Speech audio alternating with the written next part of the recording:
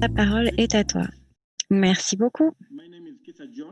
Je m'appelle John Kissa, du ministère de la Santé en Ouganda et du programme UNEPI, le programme national pour la vaccination, le PEV, et responsable de la gestion des données. Nous sommes en charge de l'utilisation des données, de l'informatique, mais aussi que le programme et les différentes parties prenantes apprennent à se servir de ce centre de données. Aujourd'hui, nous allons présenter au sein de cette conférence TechNet l'amélioration du matériel de chambre froide, de chaîne de froid et sa gestion en Ouganda, l'approche du centre de données ODKX. Merci, je m'appelle Jacqueline Anena, je suis responsable du programme de vaccination et de l'immunisation chez PATH en Ouganda. Mon travail se concentre sur la supply chain et un appui au ministère de la Santé en Ouganda. Je suis heureuse de pouvoir présenter ce sujet au sein de ce forum. Merci beaucoup pour l'opportunité que vous nous donnez au sein de cette conférence. Notre présentation se concentrera donc sur l'amélioration de la gestion du matériel de chaîne du froid en Ouganda. Une approche centrée sur la donnée et la solution ODKX.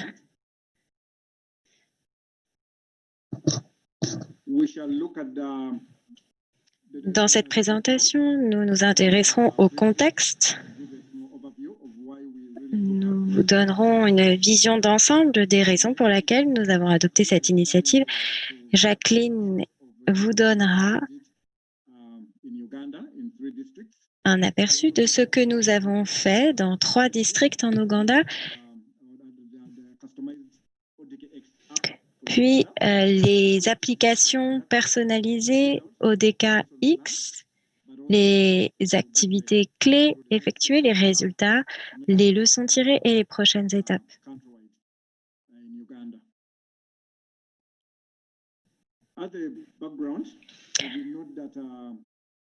Le contexte. Comme vous savez, le ministère de la Santé, avec le programme UNEPI,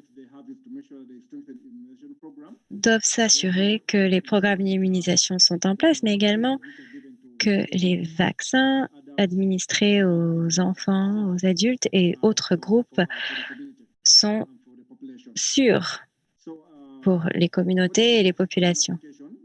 ODKX est une application qui numérise les inventaires de matériel de chaîne de froid, permet une numérisation des statuts de fonctionnalité, les documents de maintenance et l'historique de réparation.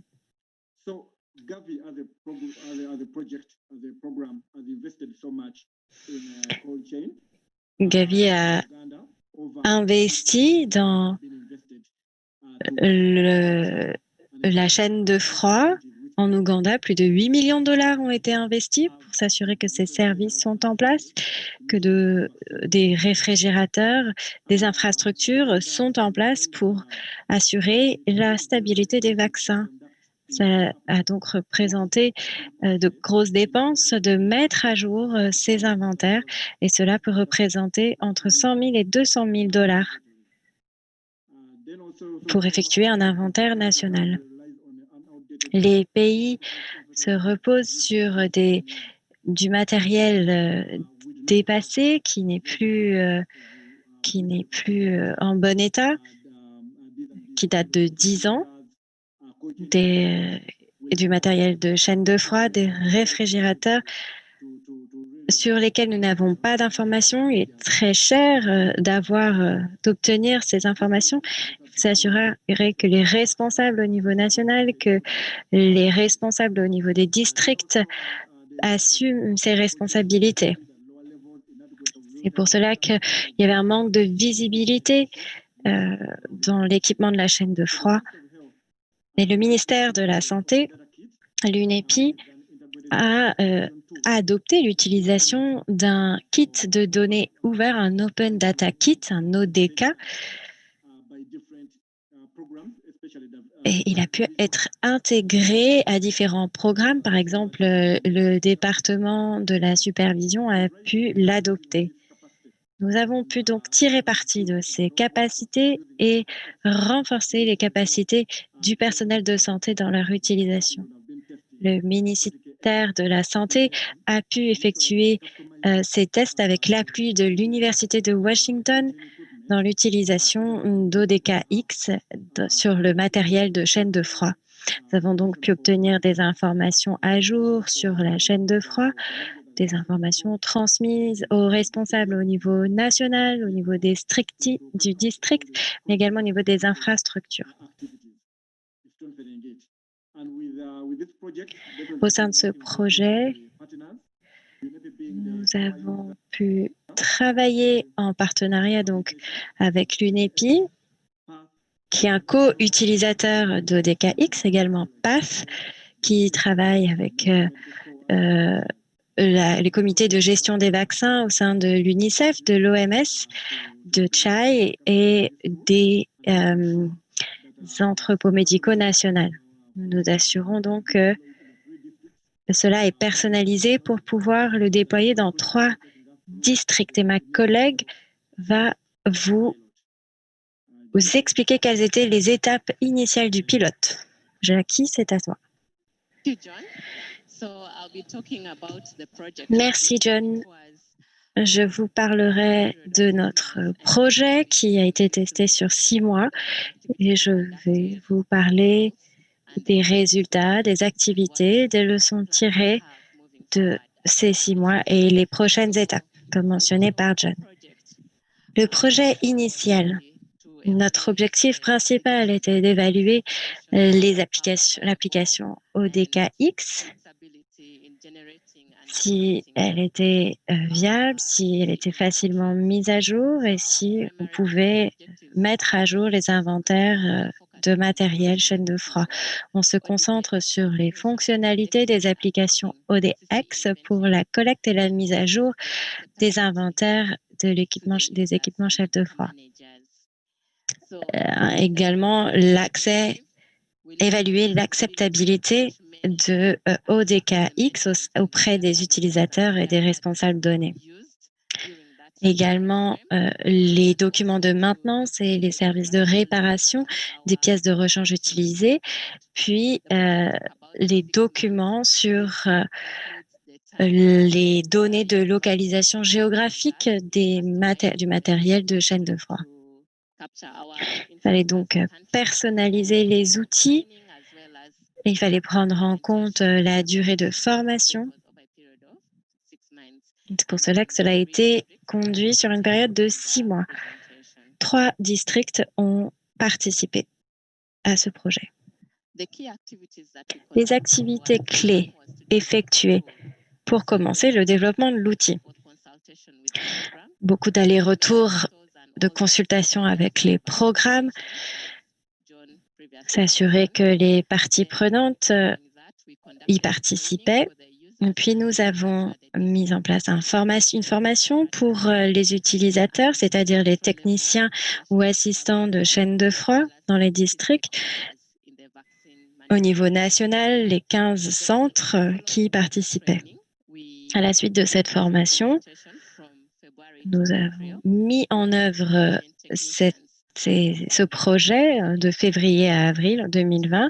Les 15 techniciens assistants utilisaient la donnée pour passer en revue, mettre à jour leurs inventaires, envoyer des rapports de maintenance ou de réparation. Puis à la suite de cela, une durée d'application après cette application de 2 mois, nous avons conduit une enquête pour obtenir leur retour, leur opinion sur leur expérience de l'outil. Cela a eu lieu pendant le confinement et nous avons pu récolter ces données à distance auprès de certains techniciens et de personnel des centres. Un certain nombre de techniciens ont continué à utiliser l'outil au-delà de la période de test. Voici une vision d'ensemble de la structure du système. Ici, on peut voir que il y a donc un graphique qui nous explique la structure. À gauche, les deux rectangles nous montrent l'application Android sur les téléphones des techniciens. Cela synchronise les données sur le serveur d'ODK. Quand le technicien met à jour les données, il synchronise les données. Cela est ensuite reflété au niveau central.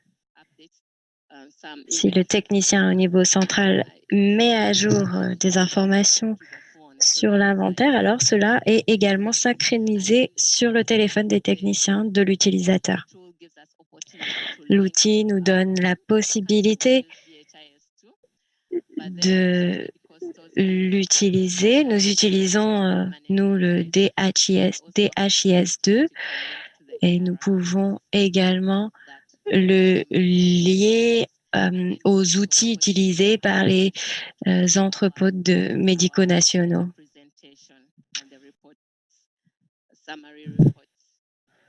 Et l'inclure dans les rapports nationaux. Ici, on a un aperçu de l'application de ce projet. À gauche, on voit la hiérarchie géographique de là où se trouve le matériel de chaîne de froid au niveau du pays, du district, de la circonscription jusqu'au plus bas niveau. Ça nous résume la disponibilité des infrastructures. Il y a également une carte, si vous préférez, sous forme de carte, une liste des infrastructures. Ça nous donne la possibilité de voir rapidement quel est le matériel qui a besoin d'être réparé.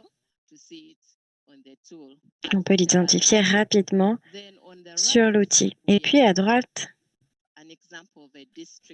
un exemple des entrepôts de vaccins au niveau district, au niveau des régions. C'est là que c'est présenté sur l'outil.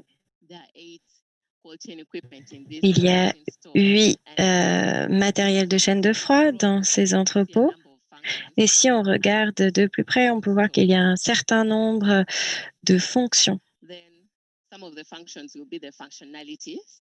Dans certaines des fonctions, on peut voir un résumé des statuts fonctionnels, l'équipement, l'utilisation de suivi des températures, les outils utilisés.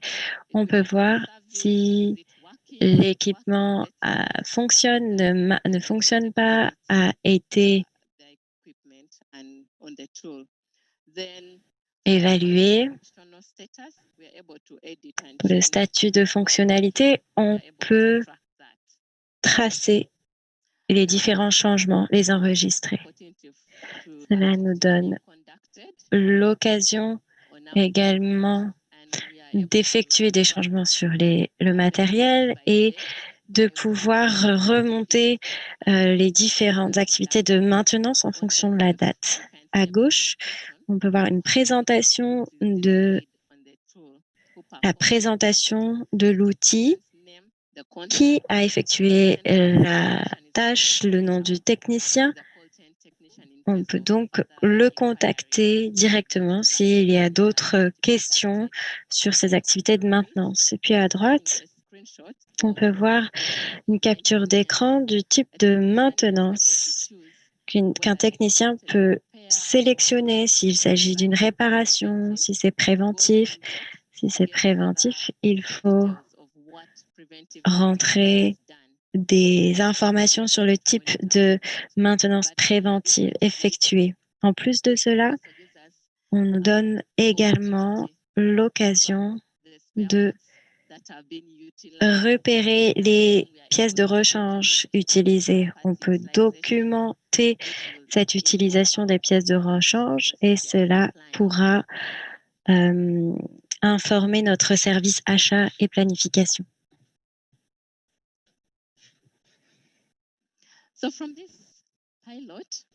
À partir de ce pilote de 2 mois, nous avons pu récolter des données sur la fonctionnalité et ici, on voit un résumé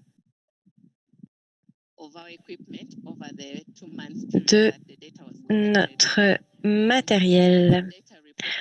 On voit que les données récoltées représentaient 80% des 394 personnels de santé qui ont participé et également des données sur 80% des 486 matériels de chaîne de froid enregistrés. À droite, on a une répartition de notre performance de température du matériel de chaîne de froid. Plus 2, plus 8 degrés, principalement en vert, puis certaines alarmes de gel et alarmes niveau élevé en rouge. À gauche, un résumé de la fonctionnalité de notre matériel. Sur cette période de temps, nous avons vu que 60 de nos matériels de chaîne de froid n'étaient pas opérationnels. Cela remonte à juillet et comme je l'ai dit, certains techniciens continuent à utiliser cet outil au-delà de la période pilote. Et sur ces 60 appareils, peut-être qu'ils ont été changés, ils ont peut-être été démontés, mais pour l'instant, on a donc les détails sur pourquoi est-ce qu'ils ne fonctionnaient pas. Ici, on voit un résumé des activités de réparation et de maintenance effectuées lors de la période d'étude. On voit plus de 133 activités de maintenance préventive effectuées.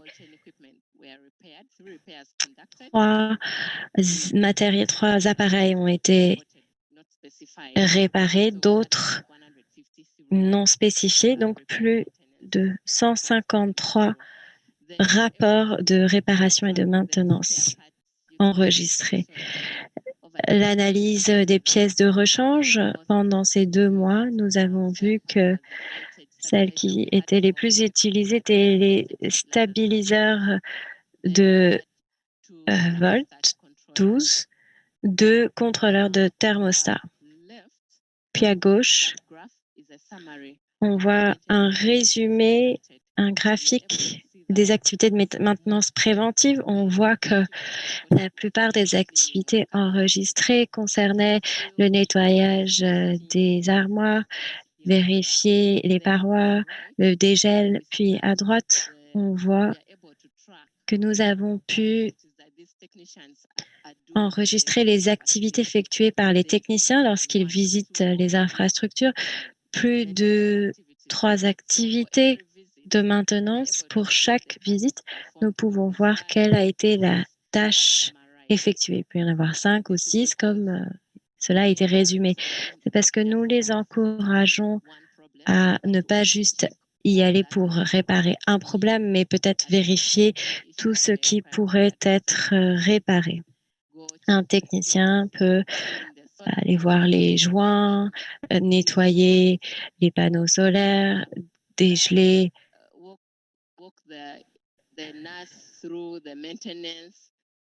vérifier les activités de maintenance qui devraient être effectuées. On peut donc le voir et c'est ce qui est présenté dans ce graphique. L'acceptabilité. La majorité des utilisateurs et des responsables au niveau central apprécient l'application ODKX. Cela améliore de manière significative leurs données d'inventaire. Il y avait donc un niveau élevé de satisfaction d'utilisation de l'outil. Les utilisateurs le perçoivent comme facile à utiliser. Et ils ont également constaté qu'il y avait un impact positif sur le matériel de chaîne de froid et son analyse. On voit d'ailleurs certaines citations des rapports fournis par les techniciens. Quelqu'un a dit, par exemple, cela donne des données en temps nommé. Un autre dit qu'elle est très facile à utiliser pour comprendre, il est très facile de comprendre les différents paramètres qui couvrent toutes les informations pertinentes. Certains défis, certaines difficultés. Une des principales difficultés, les réseaux cellulaires pour la synchronisation des données. Parfois, si la connexion est faible, il y aura donc un retard dans cette synchronisation.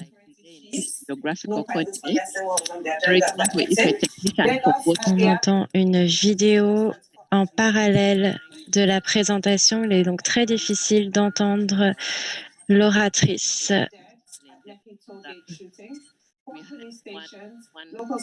Le micro d'un des participants est allumé. Nous n'entendons plus la vidéo.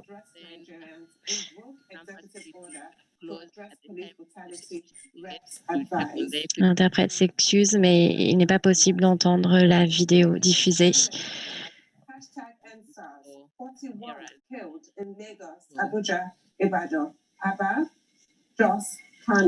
We also had This is the Daily Independent now. and IGP Adamu deploys anti-violence policemen nationwide.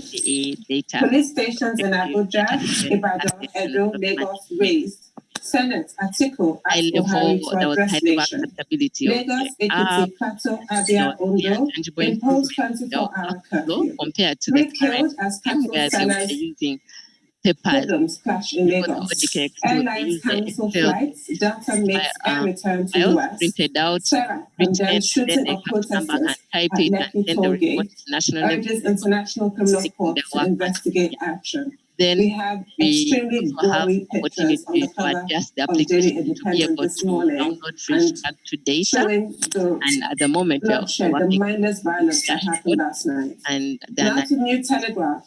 Governors impose 24-hour curfew as violence dominates protests. that we have Policemen, customs officer, the 4 country, others killed in clashes. 3 stations burnt, looted in Lagos, awarded just spoiled. funding Senate to Buhari, address Nigerians now. And above the masthead, the story you referred to earlier, Dr. Abati, Nigeria loses 700 billion naira in 12 days, says LCCI. Rwanda, where we hope ongoing protests will have intensify prior, inflationary pressures. prior So to that's the that Lagos Chamber of transition Commerce and plan in Industry with all is closing that. stakeholders involved. And Now to the punch. Yeah, Black Tuesday. then we also 49 have killed as a protests country turned management bloody. team Soldiers shoot where 7 they will dead be in in charge Lekki. of 20 die in the Lagos ODA areas, banks application. burned. So University of 6 Washington policemen killed. work Police together stations with burned in Lagos, Oyo, Abia. managers Stop killing young protesters. Hillary Clinton, PDP. Tell Buhari, Army. Then And again, more pictures of that bloody flag that was taken in Lekki, which I think and to have a standard operating procedure in place for the use of the app. So thank you very much for listening. Merci beaucoup de m'avoir écouté.